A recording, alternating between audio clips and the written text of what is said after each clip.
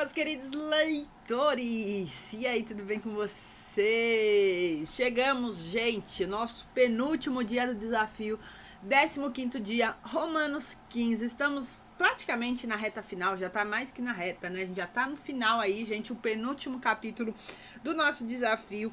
E aqui o nosso querido apóstolo Paulo continua nos dando conselho aí, continua falando conosco a respeito da vida, né? Da vida cristã prática, né? Porque até o 11 ali ele foi muito falando, né?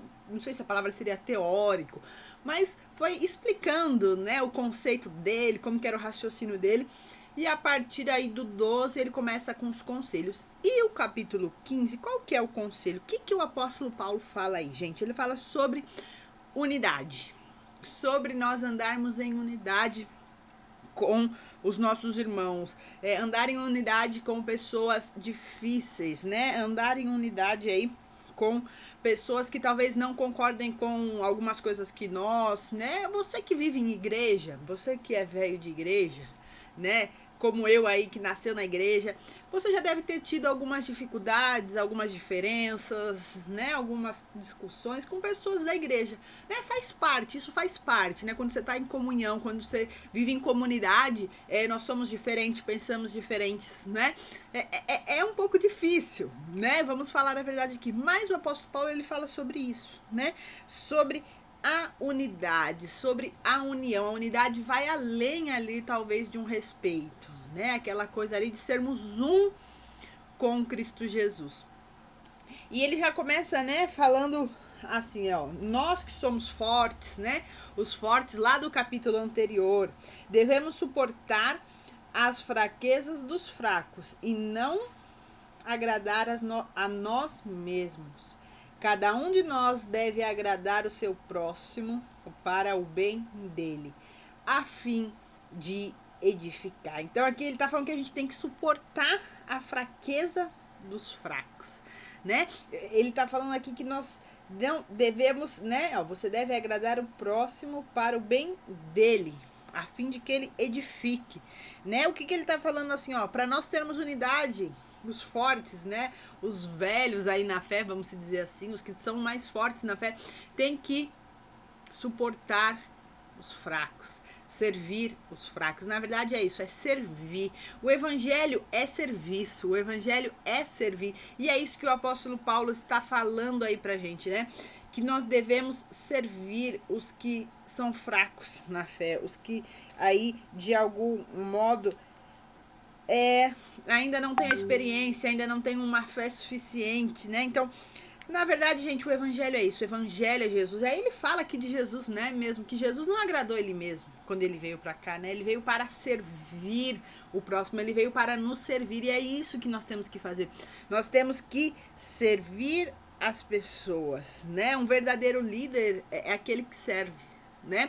Infelizmente nós temos líderes aí, não vamos generalizar, é lógico, né? Mas nós temos muitos líderes aí que acham que tem que ser servidos porque são autoridades e tudo mais, né? Como lemos aí que nós temos que honrar a nossa autoridade, mas o líder é aquele que serve a todos, aquele que está disponível em todos os momentos para ajudar, para servir. Esse é o verdadeiro evangelho. Nosso exemplo é Jesus. Jesus veio para servir, não veio para ser servido, para ser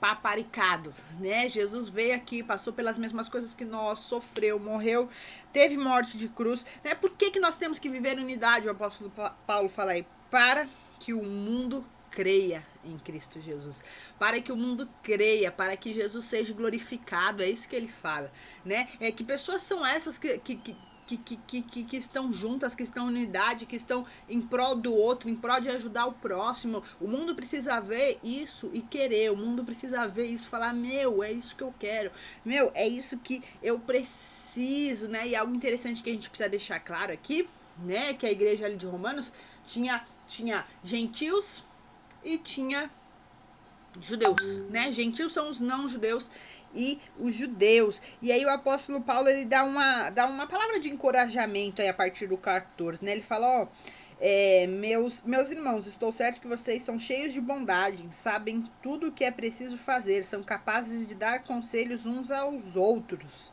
né? Porém, nesta carta me atrevi a escrever com toda franqueza para fazer com que vocês lembrem de coisas que já sabem. Eu escrevi assim por causa do privilégio que Deus me deu, né, de ser servo.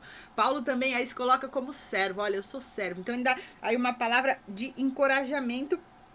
E ele fala da questão de servir, né? Da questão de fazer missão, de ir, né? Ele fala assim, ó, eu tenho me esforçado para anunciar o evangelho em lugares que ainda não falam de Cristo. O apóstolo Paulo era um grande missionário e o objetivo dele, né? Ele fala, eu sou inútil se eu não anunciar o evangelho, se eu não pregar as boas-vindas, se eu não falar de Jesus para as pessoas. Na verdade, nós somos, né? Nós que somos cristãos, se nós não falarmos, se não anunciarmos o evangelho, nós somos inúteis, né? Nós estamos negando aí, eu ouvi, né, um professor falar sobre Romanos, que ele fala assim, lá da escola do discípulo, né? Ele falou assim, se a igreja não faz missão, se a igreja não prega o evangelho, né? É como se uma padaria não tivesse pão, né?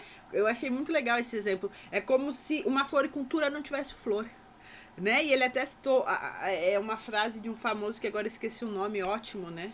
Mas enfim, que diz, ou você é cristão ou você é impostor, né? Não, todo cristão ou é missionário ou é impostor. Então, não tem essa, eu não fui chamado para missões. Lá o id tá, id por todo mundo, não tá id os evangelistas, id os pastores, id não, é id, é para todos. Nós todos temos o dever de anunciar o evangelho. E é isso que Paulo tá fazendo. E ele fazia questão de lugares que nunca tinham falado de Jesus. E aí ele começa a falar o plano dele de ir visitar Roma, que ele tem vontade de estar lá com eles, né? Meio que ele já tá meio que se despedindo aí, né, galera? Que o próximo capítulo já é o último. Então, ele fala aí, olha, eu quero ir para a Espanha, né? E ele até pede uma ajuda, ó, se der, no 24, né? Planejo fazê-lo quando for à Espanha. Espero visitá-los de passagem. A oportunidade, dar-lhes a oportunidade de me ajudar em minha missão para lá. Então, ele ia para a Espanha e queria passar em Roma. E ele pediu ajuda aqui, né? E ele fala que eles são muito generosos, né?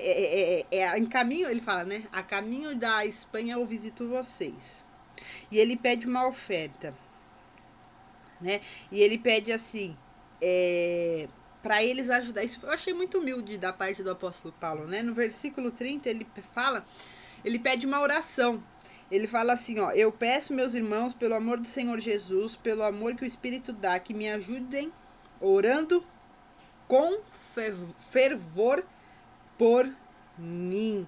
Ele pede aí uma oração por ele, ó, orem por mim. Eu preciso de oração, né? Ele meio que finaliza esse capítulo falando aí sobre isso. E das boas novas eu esqueci de, né, comentar aqui que ele cita o Antigo Testamento. Essa questão aí de unidade, de estar em união, né, de viver em união, em unidade com os irmãos, já era plano de Deus, né? Ele cita aí